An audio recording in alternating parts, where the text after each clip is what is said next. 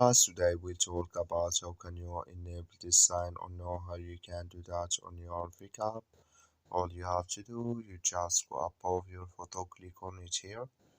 When you click on it, it's going to take you to this list on your profile. Then all you have to do, you just go above this sign, click on it.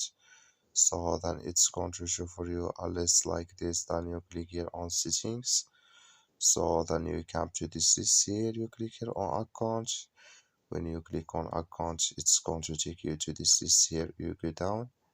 So then all you have to do now, just click on post in news feeds. So then come to this list here. Then all you have to do, just click on here. You click on face recognitions. Click on it here. So then you come to this list. Then all you have to do, you just come here to recognize friends in my photos. Click in this sign. Then like you see this color show for us that may recognize friends in my photos. Enable with us now. That's all you have to do. Thank you for watching. Don't forget to support us by liking, subscribe.